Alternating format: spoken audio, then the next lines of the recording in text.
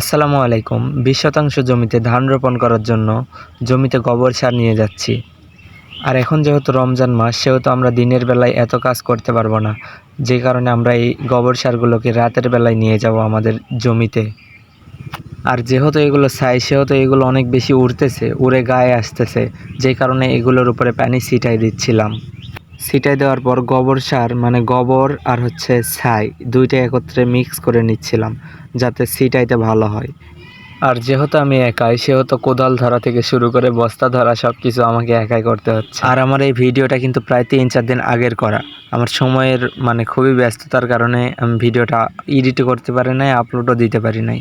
আর আজ প্রায় 3-4 দিন পর এই জমিতে আমি ধান রোপণ করে আসলাম, সেইটাও আমি এই ভিডিওতেই দেখিয়ে দিব। আর যেহেতু আমাদের জমিতে সরিষা লাগানো ছিল, আপনারা হয়তো অনেকেই জানেন যে সরিষা যে জমিতে লাগানো হয় সেই জমির প্রায় সব পুষ্টি গুণাগুণ সব কিছুই সরিষা শোষণ করে নিয়ে নেয়, যে কারণে আমরা জমিতে ভরপুর গোবর সার দিব। আর 20 শতাংশ জমিতে আমি প্রায় 20 বস্তায় গোবর দিব। এখানে প্রায় 13-14টার মতো বস্তা করা কমপ্লিট। আর এই বস্তা করতে কিন্তু আমার অনেক সময় লেগে গেছে, যেহেতু একাই। এগুলো শুরু করছিলাম প্রায় সকাল 10টা-11টার দিকে, আর এখন প্রায় আসর পার হয়ে গেছে। আর ইফতার পরপরই আমি এগুলোকে জমিতে নিয়ে যাওয়া শুরু করছিলাম। এগুলো জমিতে নিয়ে যাইতেও আমার প্রচুর সময় লাগছে। সব কয়টা বস্তা নিয়ে গিয়ে সেহরি খেয়ে ঘুমাইছিলাম। আর এটা হচ্ছে কালকের, এটা যে দড়ি ধরে লাইন করে করে ধান রোপণ করে সেইটা।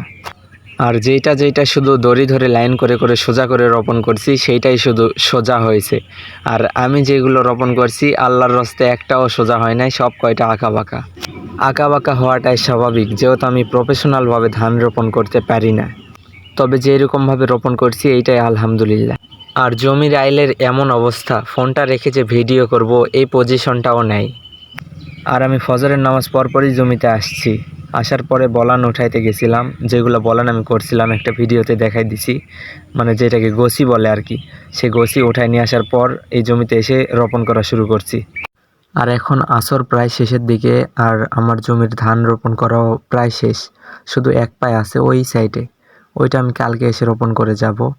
যেহেতু সাইডের জমি এখনও চাষে নেয় নাই, তৈরি করে নাই, সেহেতু ওইটা যখন তৈরি করবে তখন ওই আবর্জনা সব এই জমিতে চলে আসবে, যে কারণে ওই সাইডে এক পায়ে রেখে দিছি।